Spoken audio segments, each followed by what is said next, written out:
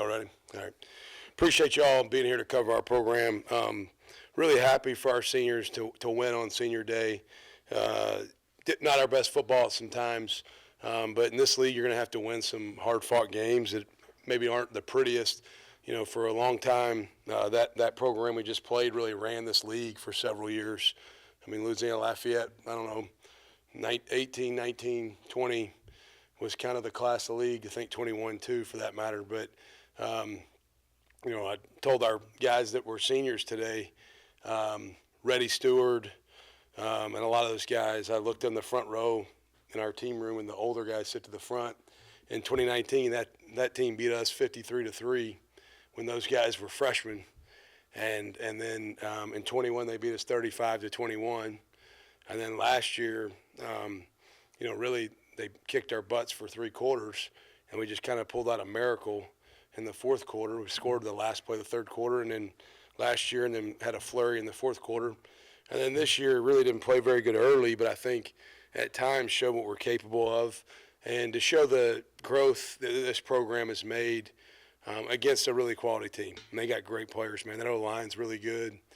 That quarterback, even though he wasn't the starter coming into the year, started 5 games last year. And I remember in high school, he's a really quality football player. And up and down their roster, they got good players, and they're well coached. So happy to get the win. Job's not done. Work's not done. We still got a lot left to play for right in front of us. So we'll enjoy this tonight and get back to work tomorrow. With that, open it up. John, will you talk about the decision you used to pass at that time? Yeah, so Jabri's left-handed, as you noticed. Probably some people didn't know that going in.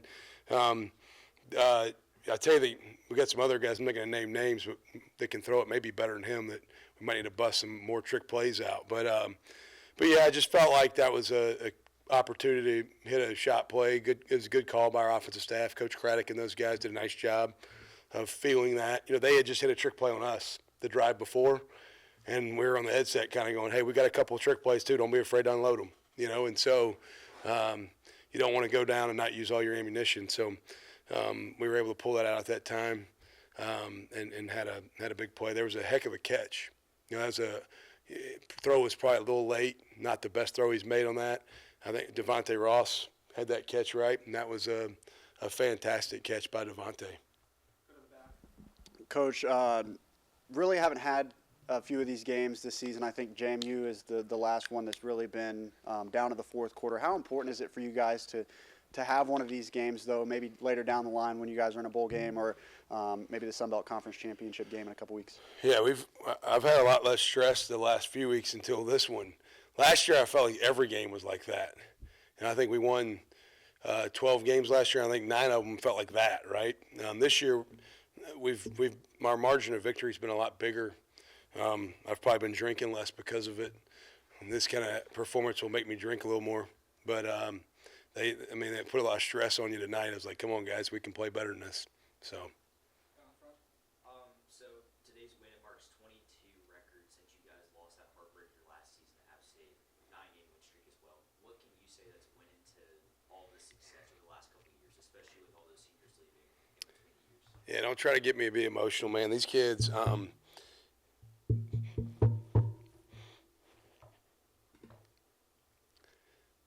That was really tough. You know, that experience of that game was really tough. And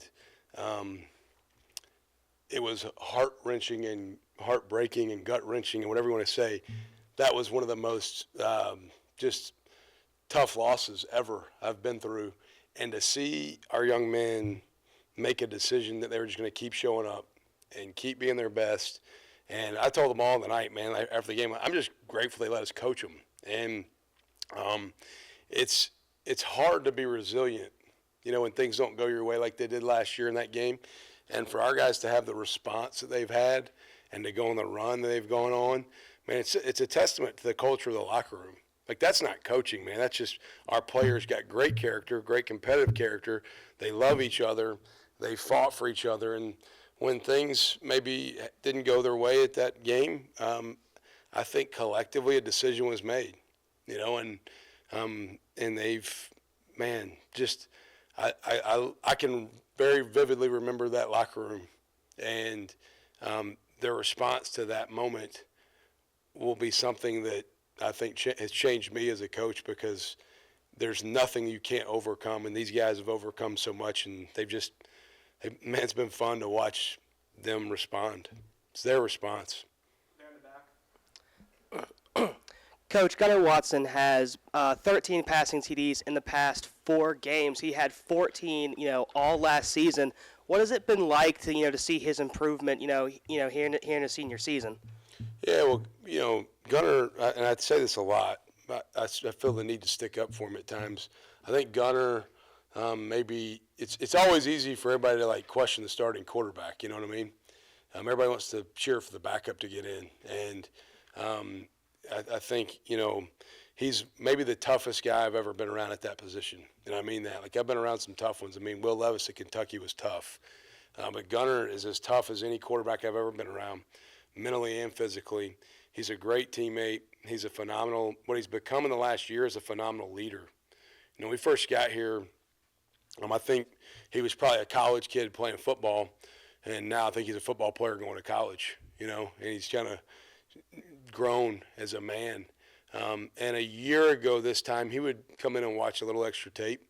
But now that I think he made the decision to come back for a 6th year, when there's a lot of things he could be doing with his time other than continuing to pursue things with this team.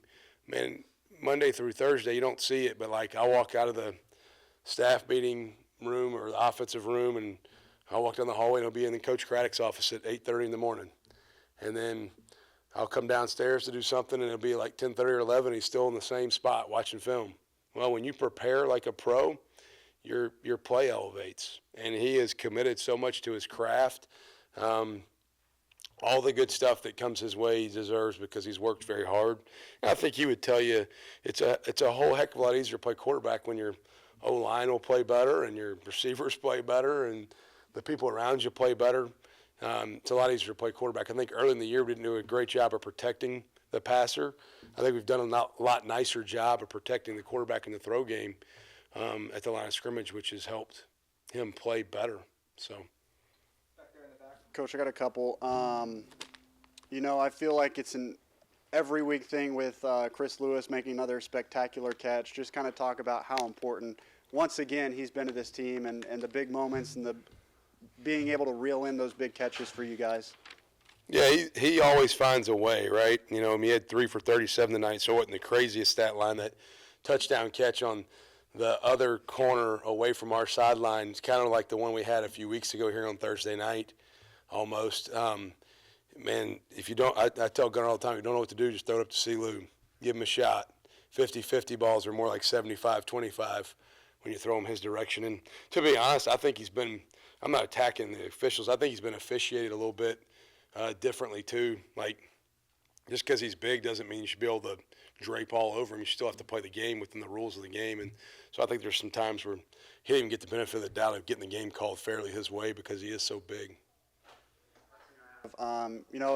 Obviously a week where a lot of students go home, but I feel like it was as loud this week as it has been all season. Just kind of talk a little bit about the student section and the crowd showing up this week. Yeah, thanks for bringing that up. Our students, they don't have class next week. Me and my wife went to the cafeteria on Wednesday when it's Fried Chicken Wednesday and met with a bunch of them to ask them to stay, and they stayed, and I'm grateful for them.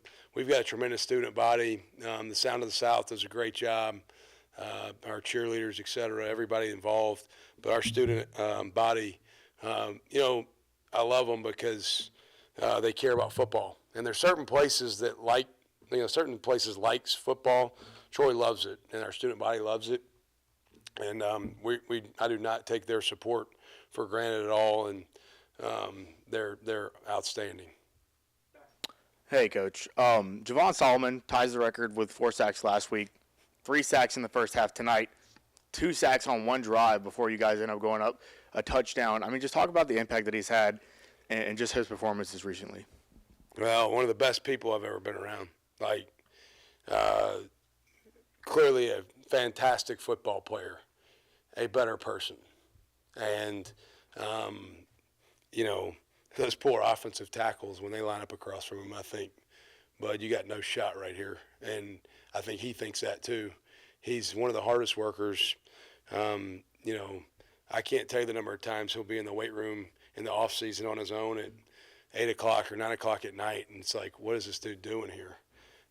So he has got a really bright future. He's going to play a lot of football after Troy.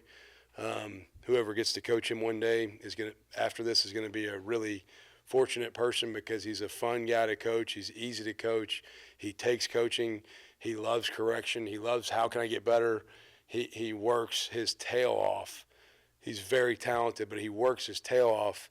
And like I said, unbelievable human. Like one of the best people I've ever been around in this game. So.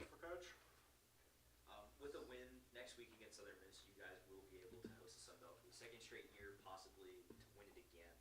What would that mean for you as a coach? Not only as that, but like also as the leader on this team. Yeah. For all these guys. You know, I think it means a lot for our kids. You know, this was senior night, and I told them, hey, I'm glad we won tonight, but us winning tonight doesn't guarantee we get to play at home in 2 weeks, and I want to play here in 2 weeks if at all possible. And so I'd like for this to not be the last game that this bunch plays together in our stadium if we can help it, and I think we can. And I'm really happy because I'd like to be able to do it for our fans. You know, while they treat the game like a neutral site to some degree, it's still got to be located at one of the two schools, and I'd like for it to be on our campus if at all possible. And I don't really take a whole lot of thought from my perspective of how it feels as the leader of the program. I want our guys to have success, and I want them to be able to continue to pursue their best. And I'd like to do it one more time here at home if we can handle our business moving forward. Thanks, Coach. Appreciate it. Thanks.